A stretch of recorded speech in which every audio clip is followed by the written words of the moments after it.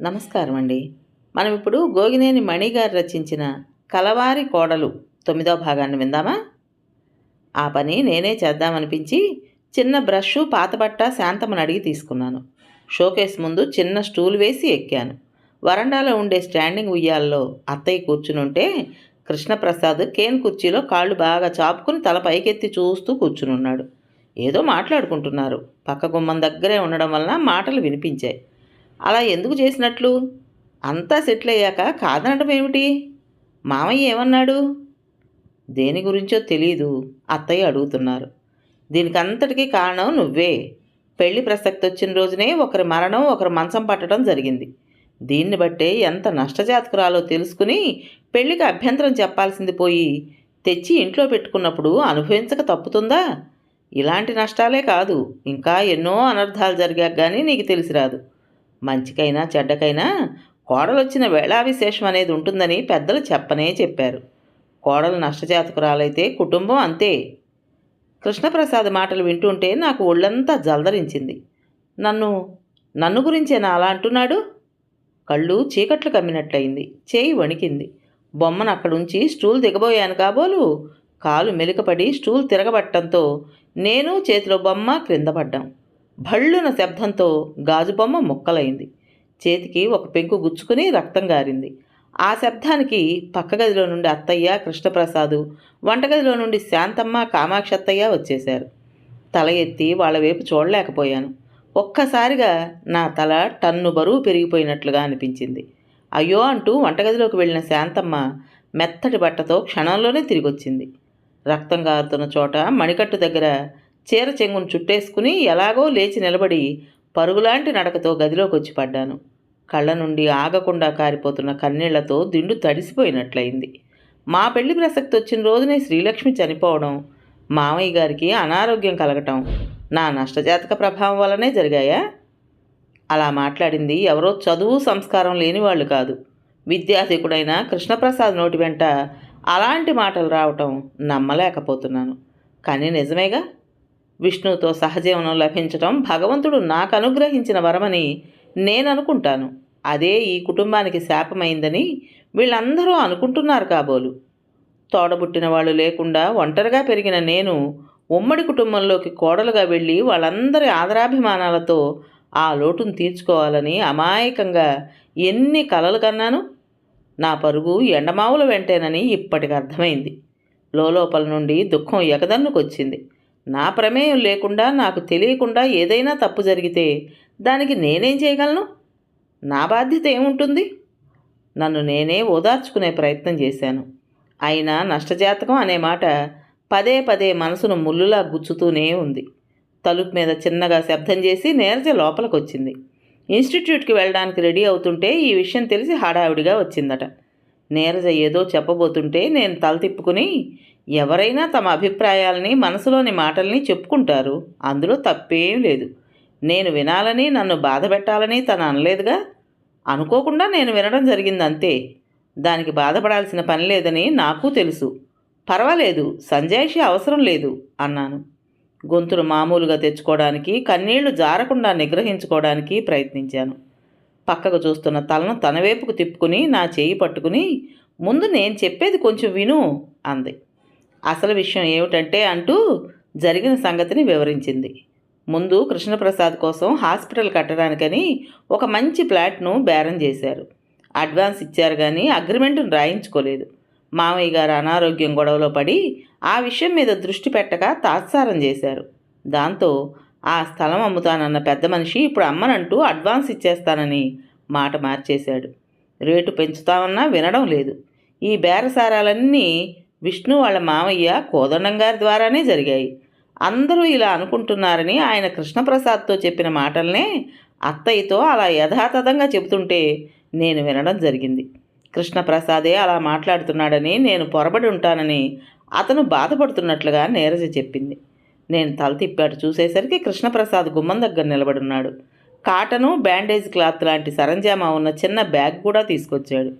కుర్చీని మంచానికి దగ్గరగా లాక్కుని కూర్చుంటూ, ఏది చెయ్యి చూడనివ్వండి అన్నాడు. గాయం చిన్నదే, రేపటికే మానిపోతుంది. బొమ్మే, చాలా ఖరీదైంది, చేజారింది, పొరపాటు జరిగింది. చింతిస్తున్నట్లుగా అన్నాను. చేజారిన వస్తువుల గురించి ఆలోచించాల్సిన పని లేదు, మళ్ళీ కొనుక్కోగలం. మన ప్రయత్నాలు ఫలించడానికి ఫలించకపోవడానికి ఇంకెవరి జాతకమో కారణమని ఆరోపించేంత మూర్ఖుణ్ణి కానని మీరు నమ్మితే చాలు. కాకపోతే ఎవరో మూర్ఖులన్న మాటలను అక్కడే మర్చిపోకుండా డైరెక్ట్ స్పీచ్ రిపీట్ చేయడంలో మాత్రం నా తప్పు ఉంది. క్షమించేయండి. ఇవే కాళ్ళు అనుకోండి, చనువుగా అంటూ నా చేతుల్ని పట్టుకోబోయి ఆగాడు. కాళ్లే అందుబాటులో ఉండగా చేతుల్ని కాళ్ళు అనుకోవడం ఎందుకు? చిరునవ్వుతో అని 2 చేతుల్ని నా కాళ్ళ మీద ఉంచాడు. చచ, ఇదేమిటి అంటూ కాళ్ళు ముడుచుకున్నాను. అలా చేస్తాడని ఊహించలేదు. నా చేతుల్ని చచా అని తీసిపారేయకండి. ఇది ఆపరేషన్లు చేయడానికి, రోగులకి సేవ చేయడానికి ఉపయోగపడే చేతులు మరి. నవ్వుతూ సరదాగా అన్నాడు. అప్రయత్నంగా నా పెదవులపైకి చిరునవ్వు వచ్చింది. నేను మూర్ఖురాల్ని కాదు. వైద్యుడంటే భగవంతుడు మరో రూపమని అంటారు కదా. నారాయణుడి కరకమలాల్ని చచా అంటానా? కృష్ణప్రసాద్, అయితే మీ కోపం పోయినట్లేగా వదినా అంటూ చిన్నగా నవ్వాడు. ఆ పిలుపు నాకు తీయగా సంగీతంలా వినిపించింది. కోపం దేనికి అసలు? గాయమైతేనే డాక్టర్ గారు పరామర్శిస్తారని తెలిస్తే ఈ పని నా అంతటి నేనే చేసుండేదాన్ని. చేతి గాయం వైపు చూస్తూ అన్నాను. నీరజ కాటన్తో శుభ్రం చేసిన చోట కృష్ణప్రసాద్ అయోడిన్ కాబోలు రాసి బ్యాండేజ్ క్లాత్ కట్టుకడుతూ నా మొదటి తప్పును కూడా క్షమించేయండి అన్నాడు. అదేమిటని అడగబోయి ఆగిపోయాను. ఇన్నాళ్ళు నన్ను పలకరించకపోవడమే తన మొదటి తప్పుగా అంటున్నాడని అర్థమైంది.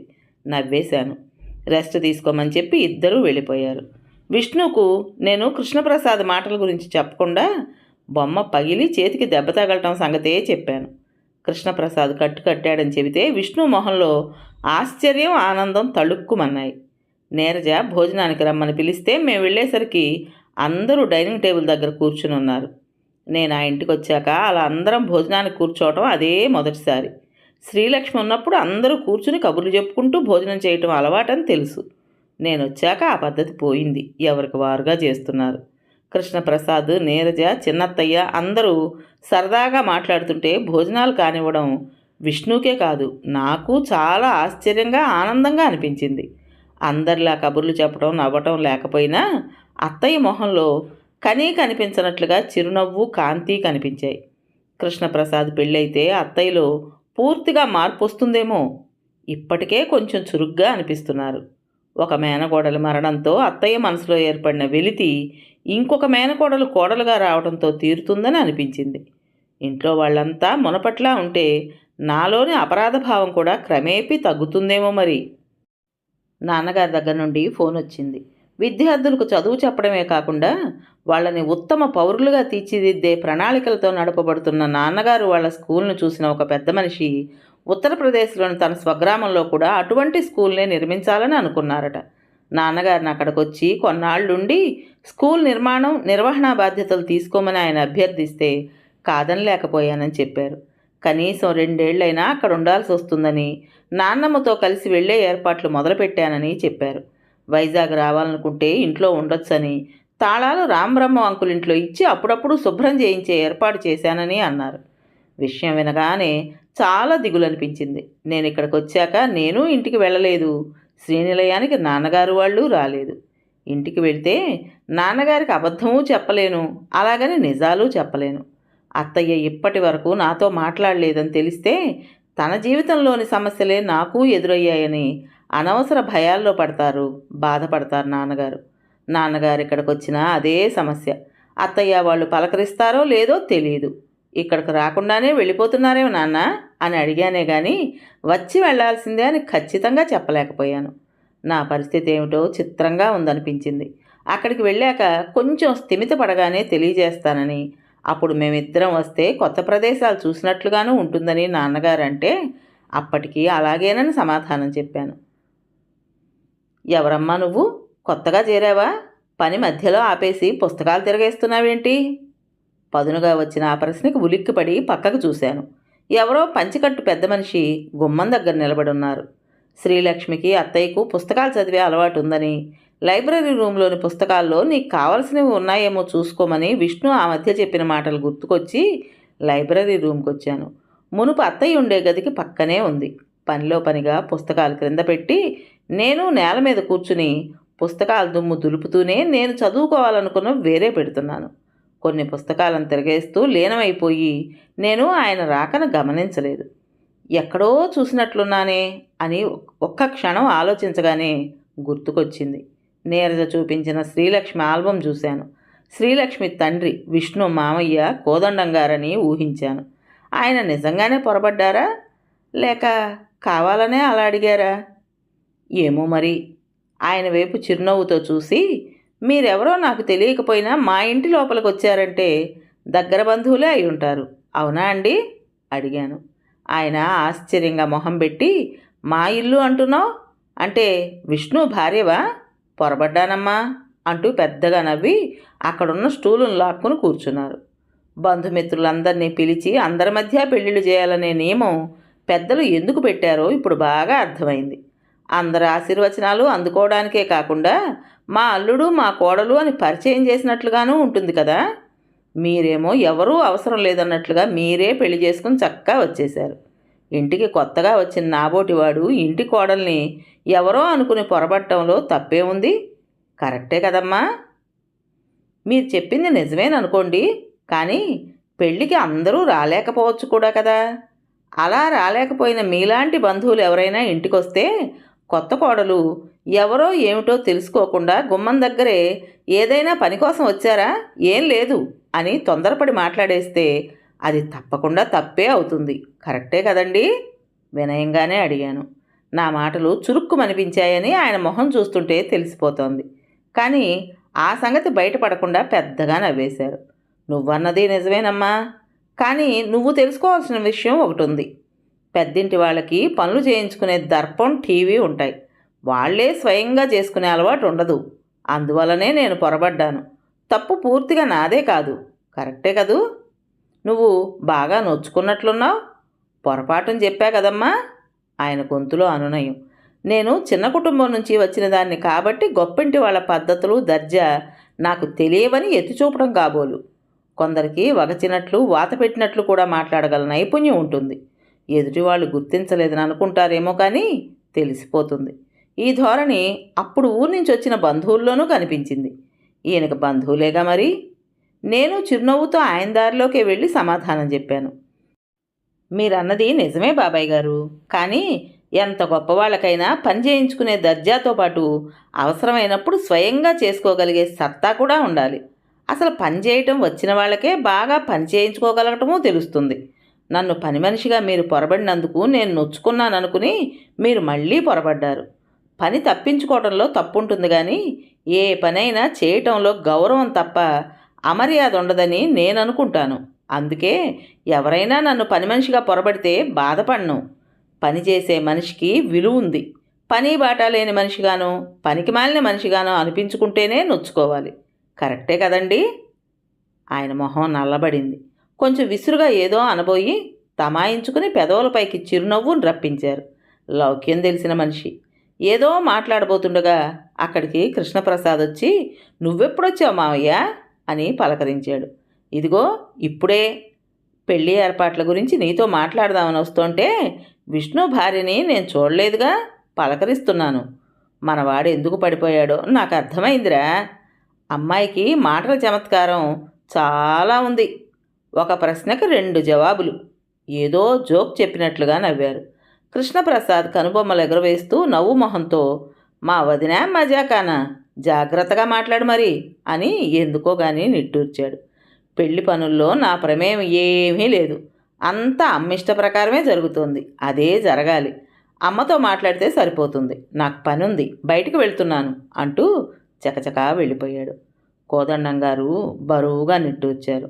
ఇప్పుడు నాకు చాలా సంతృప్తిగా ఉందమ్మా. అందరూ నీ గురించి ఏదో అంటుంటే నీ తప్పేం ఉందని నేను బాధపడిన మాట నిజం. మా అమ్మాయి చేసిన తొందరపాటు పనికి నిన్ను తప్పు పట్టడం ఏం సబబు? నేను అందరితో అదే అన్నాను కూడా. ఇంట్లో వాళ్ళు కూడా నిన్ను దూరం పెట్టారని తెలిసి నేనెంత బాధపడ్డానో నాకే తెలుసు. ఇప్పుడు చూస్తుంటే ఇంట్లో వాళ్ళు నిన్ను తమలో కలుపుకున్నట్లే ఉంది. అందుకే నాకు సంతోషంగా ఉందంటున్నాను. నువ్వు నాకు కూతురువేనమ్మా. నన్ను ఆప్యాయంగా బాబాయ్ గారంటూ పిలిచావు, అది సంతోషమే. నువ్వే పెద్దరికంతో ఈ ఇంట్లో పనులన్నీ చక్కబెట్టాలమ్మా. ఆయన గొంతులోకి దుఃఖపు జీర వచ్చింది. ఆయన మెల్లగా అడుగులు వేస్తూ వెళ్తుంటే నేను నిర్ఘాంతపోయి చూస్తూ నిలబడిపోయాను. ఆయన పట్ల సానుభూతితో నా మనసు ఆర్ద్రమైంది. కన్న కూతుర్ని పోగొట్టుకున్న ఆయన వ్యధ నాకు అర్థమైంది. ఆయన కూతురు స్థానంలోకి వచ్చిన నన్ను చూడగానే మాటల్లో కొంచెం వ్యంగ్యం, ఎత్తిపొడుపు వచ్చుండొచ్చు. అయినా ఆయన బాధ సహజమే, న్యాయమే అనిపించింది ఆ క్షణంలో. నేనే ఆయన పరిస్థితిని అర్థం చేసుకోకుండా కొంచెం అతిశయంగా మాట్లాడానా అని మదనపడ్డాను. విష్ణు ఫోన్ చేసి కాసేపట్లో ఇంటికి వస్తున్నానని, బయటకు వెళ్ళాలి కాబట్టి రెడీగా ఉండమని చెప్పారు. ఎక్కడకు ఏమిటి అనేది చెప్పలేదు. హడావిడిగా చెప్పేసి ఫోన్ పెట్టేశారు. వచ్చిన వెంటనే బయలుదేరు అంటూ తొందర పెట్టారే కానీ ఎక్కడికి అంటే చెప్పలేదు. తొందర ఎందుకు తెలుస్తుందిగా అనేశారు. ఇద్దరం కలిసి బయటకు వెళ్తుంటే చాలా ఉత్సాహంగా, ఉల్లాసంగా అనిపించింది. మేము సరదాగా బయటకు వెళ్ళిన సందర్భాలు చాలా తక్కువ. అసలే విష్ణుకు తీరికొండడం లేదు.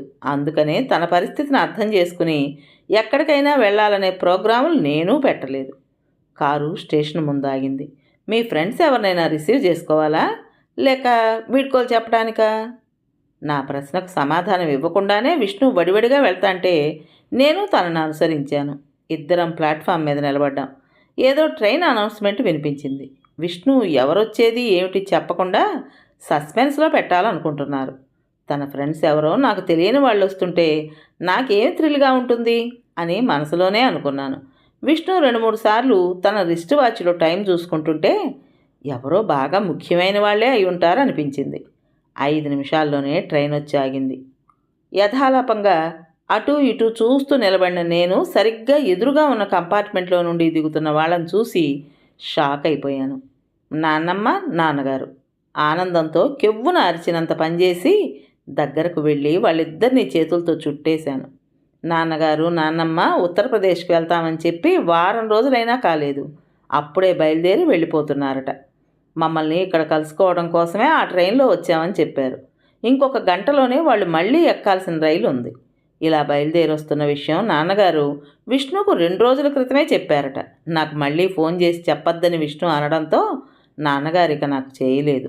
నిజంగానే నాకు వాళ్ళిద్దరిని చూడగానే చాలా థ్రిల్ అనిపించింది. కళ్ళమ్మటి నీళ్లు వచ్చేసాయి. అందరం వెయిటింగ్ రూమ్లో కూర్చున్నాం. నేను వాళ్ళిద్దరి మధ్య కూర్చుని కుశల ప్రశ్నలు వేస్తూ హుషారుగా కబుర్లు చెప్పేస్తుంటే విష్ణు చిరునవ్వుతో చూస్తూ కూర్చున్నారు. ఇక వెళ్ళాలని నిర్ణయించుకున్నాక ఆలస్యం ఎందుకని హడావిడిగా ఏర్పాట్లు చేసేసుకున్నామని నాన్నగారు చెప్పారు. మమ్మల్ని ఇద్దరిని మార్చి మార్చి చూసి నాన్నగారు, నాకు చాలా సంతోషంగా ఉందమ్మా అన్నారు. నాకు కావాల్సింది అదే. నాన్నగారు నా గురించి ఏమాత్రం బాధపడకూడదనే నేను నిజాలన్నీ నాన్నగారికి తెలియకుండా దాచే ప్రయత్నం చేస్తున్నాను. ఎప్పటికైనా ఈ పరిస్థితి మారుతుందనే నమ్మకం నాకుంది. నాన్నమ్మ కొంచెంగా నా మీదకు వంగి గుసగుసగా అడిగింది, మీ అత్తగారు వాళ్ళు నిన్ను బాగానే చూసుకుంటున్నారా? నీతో బాగానే ఉంటారా?